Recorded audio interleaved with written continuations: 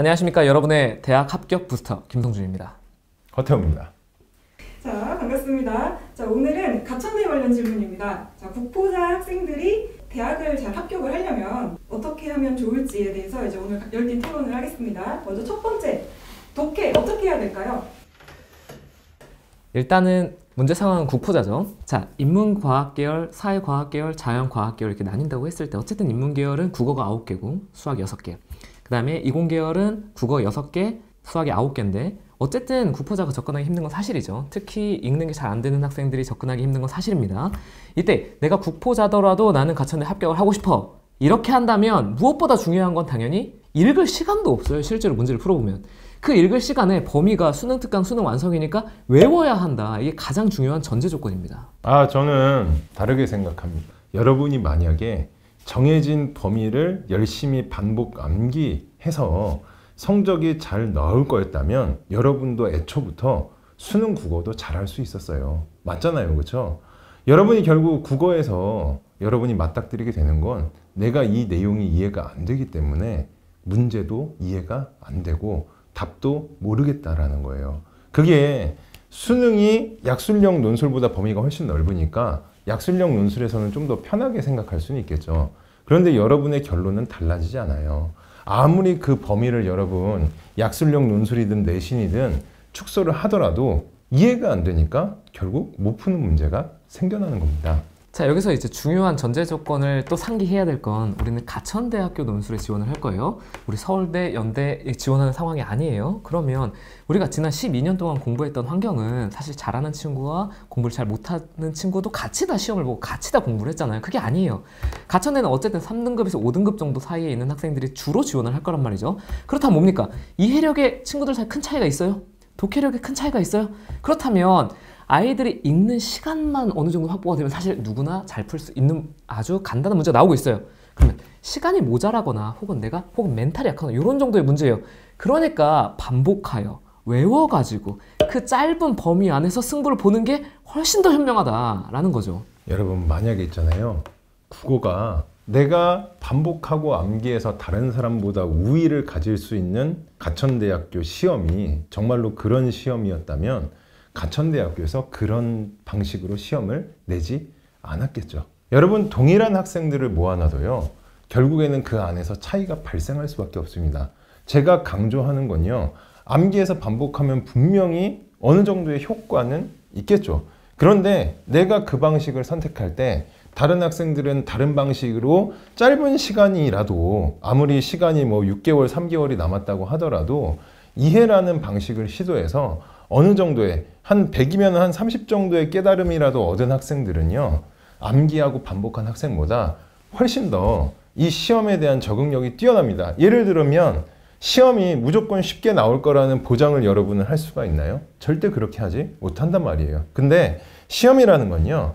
어느 정도 또 난이도가 높아지잖아요. 그럼 같은 국어 4, 5등급대 안에서도 또 급이 나눠집니다. 그렇기 때문에 여러분 시험을 쉽게 보시면 안 돼요. 이해가 답입니다.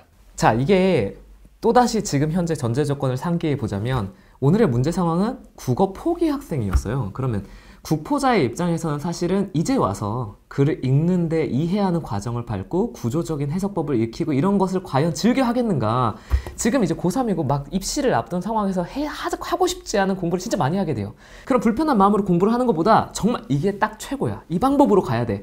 라는 것만 정확하게 암기하는 게 더 빠를 수 있다는 거죠. 사실은 대학 입학으로 가는 길이 좁고 어떤 게 가장 빠른 길인지 모르는 학생들에게 정확한 부팅 역할을 해주려면 가장 빠른 방법을 알려주는 게 학생들도 행복하다는 겁니다. 제 생각은 좀 다릅니다. 일단 전제를 하기 싫은 일, 하고 싶지 않다라고 하셨는데 그걸 바꾸면 돼요. 제가 작년에 가르친 학생 중에 이제 국어가 6등급이 나오는 학생이 있었어요. 진짜 국어를 싫어해요. 문학 싫어하고 비문학에 뭐 경제의 경자 하나만 나와도 읽기를 싫어하는 학생이었어요. 근데 여러분 실제로 그 학생하고 상담을 해보니까 그 학생이 국어를 싫어하는 이유는 그냥 국어 전체가 싫었던 게 아니라 그냥 국어의 문법하고 국어의 고전 시가에서 점수가 안 나오니까 그때부터 국어를 싫어한 거야.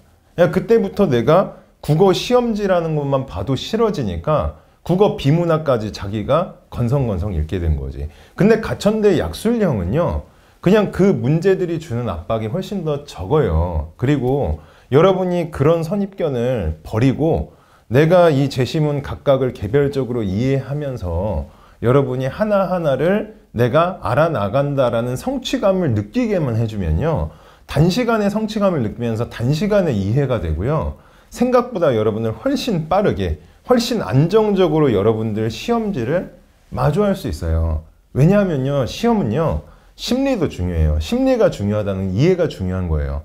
내가 이렇게 딱 시험지를 마주쳤을 때요, 내가 아무리 암기나 반복이 중요하더라도 내가 이 국어라는 게 기본적으로 싫다라는 생각이 깔려 있으면요, 여러분이 실제로 연습한 것들이 잘 들어먹히지 않을 가능성이 있습니다. 그래서 저는 이해를 추천합니다. 자, 그럼 독해뿐만 아니라 그 국보자 학생들한테 글쓰기도 참 이제 어렵게 느껴질 것 같아요. 글쓰기를 잘하려면 어떻게 하면 좋을까요?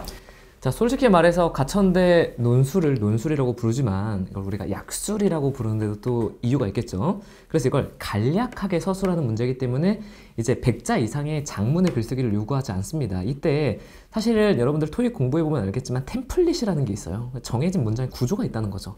이런 문제가 나오면 이런 문장을 사용한다. 이런 문제가 나오면 이런 서술어를 사용한다. 주어는 이렇게, 목적어는 이렇게, 서술어는 이렇게, 이런 템플릿이 있단 말이죠. 정해진 방식대로 옮겨 적으면 되는 문제예요. 제 생각은 완전 다릅니다. 여러분, 실제로 사람은요, 우리가 글쓰기는 있잖아요, 말을 글자로 바꾼 거예요. 근데요, 인간은 실제로 말할 때 사람끼리 길게 말하지 않아요. 어떻게 얘기해요? 짧게 얘기해요. 약술형 논술이라 그래서 짧다라고 해서 그게 무조건 암기만으로 되는 게 아니라, 아무리 내가 짧게 이야기를 하더라도요, 내가 상대방을 이해를 하지 못하면 내가 짧게라도 그 사람이 원하는 이야기를 말을 못해요.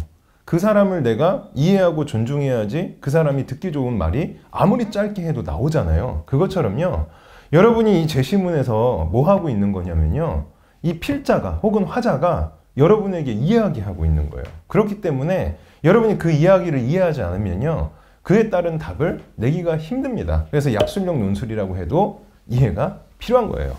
물론 이제 우리가 글쓰기를 할 때 우리가 말하기를 글쓰기로 환원한다고 가정했을 때 말은 평상시 우리가 경제적인 형태의 사용을 하니까 글쓰기의 경우에는 정확한 내용을 전달하기 위해서 정확한 이해가 우선이다라고 말은 할 수 있는데 그렇게까지 문제가 다양하게 나오지 않아요. 예를 들면 이제 주장을 해주셨으니까 주장을 한다. 그 제시문에서 내가 가는 어떤 입장을 주장한다, 강조한다, 역설한다. 이건 그냥 주장이죠. 그거 말고 내가 파지티브한 문장을 쓸 거야. 그러면 지지한다, 입증한다, 뒷받침한다. 내가 부정적인 걸 쓴다. 지적한다, 비판한다, 우려한다. 이러한 세트 구성을 외워준다는 거죠. 지지 문장의 세트 구성, 비판 문장의 세트 구성. 이것만 알아도 쓰는데 아무런 지장이 없다는 거예요. 자, 지금 여러분 당연히 이런 표현들이 주장을 하는데 필요해요. 근데 여러분이 어떤 내용을 그 주장한다라는 말 앞에 지금 넣어줄 거냐는 거죠. 한마디로 이 글쓰기의 화자가, 필자가 무엇을 주장하느냐, 그 무엇을 찾는 게 제일 중요한 거 아니에요? 주장한다, 지지한다, 입증한다는 당연히 붙여야 되는 거고요. 여러분도 이해할 수 있는 거죠. 그런데 이 앞에 내가 붙여야 될 이 내용이 중요한 거예요. 근데 이 내용이 있잖아요. 물론 내가 이런 말을 쓸 수 있는 것처럼 제시문에서도요, 필자가 그런 말을 써요. 나는 이러이러한 걸 강조한다, 주장한다, 이런 말들을 하는데요. 국어를 잘 하거나 어느 정도 중상위권에 있는 학생들 입장에서는 제시문에 있는 주장이 다 보여요. 그럼 그런 학생들은 반복하고 암기하면요, 그냥 그 내용들 바로바로 가져오는데요. 우리 국어를 못하는 학생들은 있잖아요. 그게 안 보입니다. 그리고 그런 게 심지어 주장한다, 지지한다 이런 말들이 제시문에도 같이 들어가 있지 않은 경우가 있어요. 그런 경우에는 숨겨져 있기 때문에 여러분 그런 건 전체적인 맥락을 이해하고 파악하는 과정에서 도출될 수 있는 겁니다. 자, 그러면 이제 토론을 마무리하는 최종 발언 이제 한마디씩 해주시죠.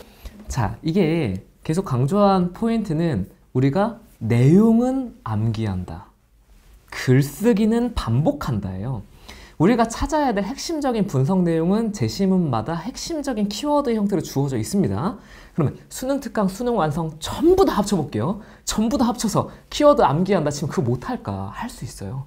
각 내용별로 하나씩 외우면 되는 거예요. 그럼 키워드 암기가 끝났어요. 그 키워드랑 정확한 서술어를 연결할 수 있게만 해주면 돼요.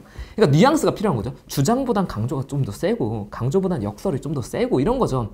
지지하는 건 앞에 있는 주장이 있을 때고 입증과 뒷받침은 증거로서 기능을 할 때다. 이런 것들만 익히고 있으면 되는 거죠. 근데 여기서 그런 서술어 개수가 또 많으냐? 그렇지 않아요. 서술어의 총 개수 다 합쳐봤자 15개 이내로 끊어줄 수 있습니다. 그러면 자, 내용은 외웠어요. 그 내용을 15개 되는 서술어와 함께 반복 연습한다. 그러면 누구나 남들보다 좀 더 잘하게 익숙해지는 거예요.